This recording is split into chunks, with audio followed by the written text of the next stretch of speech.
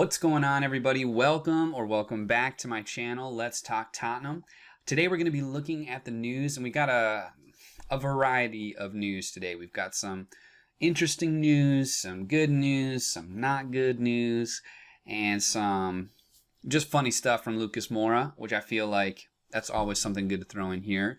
But let's start with this article here, written by Alistair Gold. And I love this picture, by the way. This picture of Lo Celso, it looks like, cleaning the corner flags, which someone was pointing out, like, the guy might be injured, but Levy is still gonna make him work, put him to work in cleaning, which is hilarious.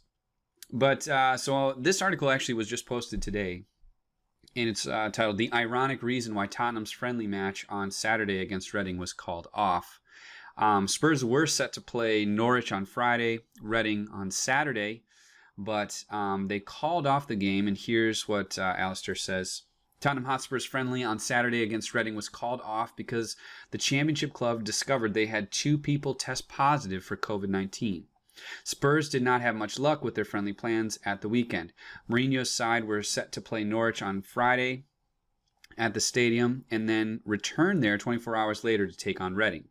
The plan was for Mourinho to be able to play 2 different lineups to allow numerous players to get game time and fitness.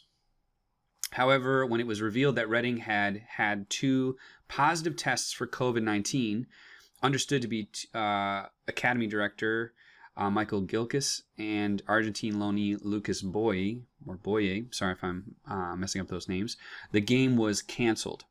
The tests were carried out on Thursday. Results were expected to be received 24 hours later. Now, if you're watching this today, you probably know there was a Norwich player that tested positive for COVID. And so, yeah, it's ironic that they canceled that game, played this one, and ended up one of the players was positive for COVID-19. Now, there was some speculation and concern, like, what does this mean for Spurs? Do they have to test? Do they have to self-quarantine? Like, where was that player on the pitch? And in one tweet that I found by Emma Paton, she explained here why none of the Spurs players will have to isolate or self-quarantine or anything like that. And it's kind of summarized that the Premier League carried out analysis of 288 matches played so far this season, which showed if one infected player was on the pitch, they would be within 2 meters, or 6 feet for us in the States, of another player for just 39 seconds per game. And so they were saying because it is just 39 seconds, and there was something about like it needed to be a matter of minutes for the opportunity to be infected, that because of that, they don't think anyone needs to be tested. So I think that's interesting. I don't know what to really make of it other than I guess those are the rules, and that's what everyone's going to be playing by. But you certainly hope that any of those players, it's just... you can imagine how much this would be on their minds, right? Wondering if you're infected, wondering if you should go home to your family, if you've got, wife, kids, whatever it might be at home, or even elderly parents or something like that.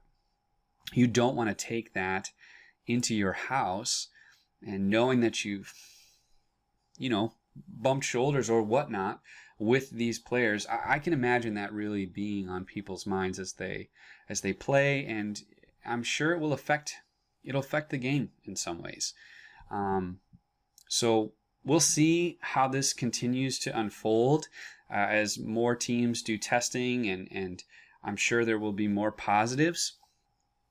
The question will be how that will affect the game in the long term. There's so many games, so fast that if you've got to self-quarantine for, I don't know, in the States, I think it's been like 2 weeks or something like that, you might miss out on a good number of games.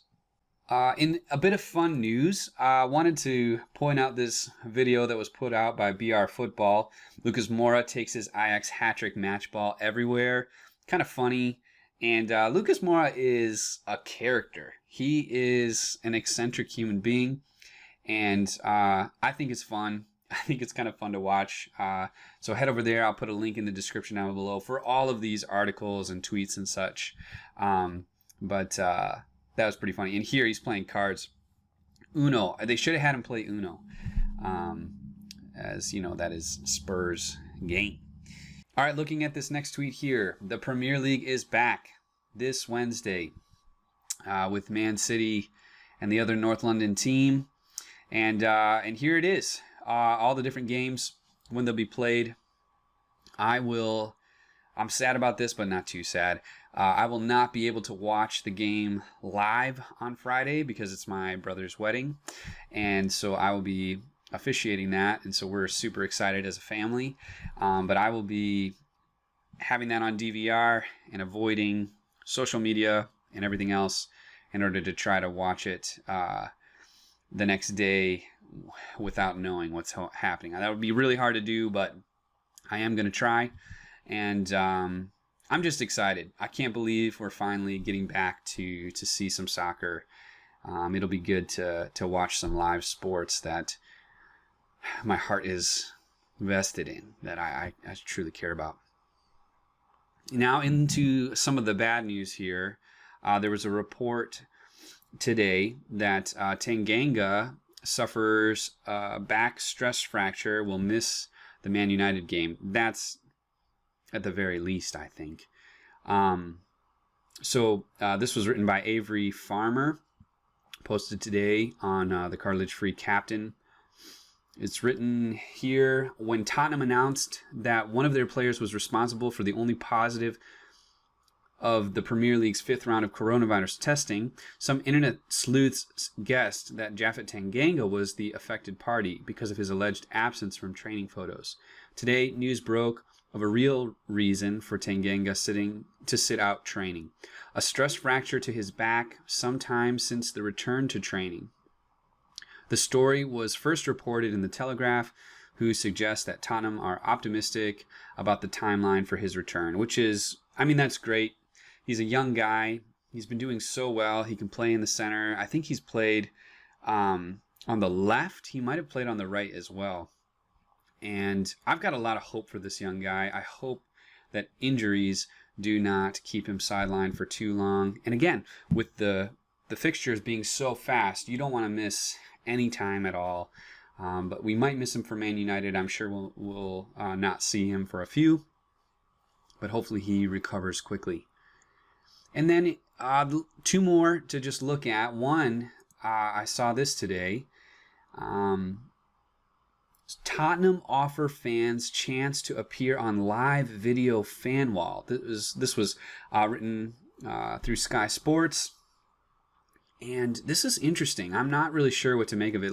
We can read this together. It says, Tottenham are giving their fans the chance to appear on a live video fan wall that will be streamed into the stadium for their game against Manchester United. All of the Premier League's remaining matches will be played behind closed doors, so clubs are looking for ways to gain an advantage for their home matches, with Spurs set to feed in video footage of their supporters at various points. Now, Levy had mentioned, and they also made a hire this week of a guy that was supposed to be maybe helping with something like this in terms of technology.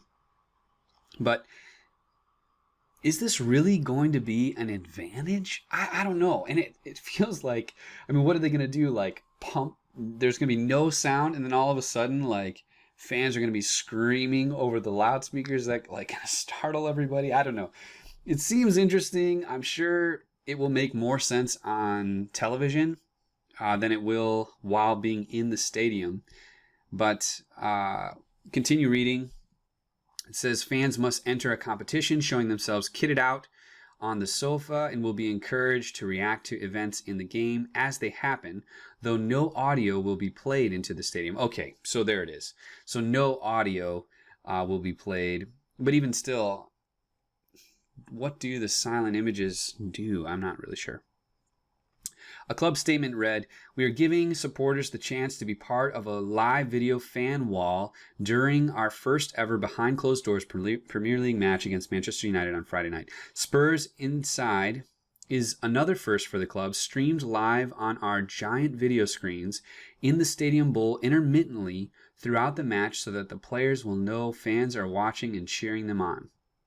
We are providing a select number of season ticket holders and executive members, our regular match attenders, the opportunity to be part of this unique experience. This will be interesting. It'll be fun to see how they use it. I'm sure it will be, in dead ball plays or something like that, or when the ball goes out of bounds, they'll probably throw it up there. But I'm interested to see if this really does have an effect on the Spurs players and hopefully the game. I mean, this is a huge match to start with. The idea that we could gain 3 points, they could be losing 3 points, that fight for the top 4, the top 5 this season, man, every point counts as we head into these final 9 games. Last, to end on a high note, this was on Twitter. Harry Kane posted this today. Oh my goodness, it's just, he says this: "It has been a long and hard-working road to recovery, but it will feel so good to be back out there playing on Friday for a number of reasons." And he has this video. I love that, and I had forgotten that he had been injured scoring a goal. And I love him showing his excitement to come back. He's just such a hard worker. You want that in any player on your team, but you certainly love it. You love to see it when it's one of your own. Anyway, that's all the news digest for today. If you enjoyed this video, please hit that like button and let me know. And subscribe to my channel and hit that notification bell. I'm trying to get those first 10 subscribers. I would love it if you could be one of them. And please reply in the comments if there's any news that you see that you'd like me to cover or talk about. I'd be happy to look into some of those things. I look forward to seeing the first match and hopefully watching Tottenham just crush United. And as ever, it was great talking with you.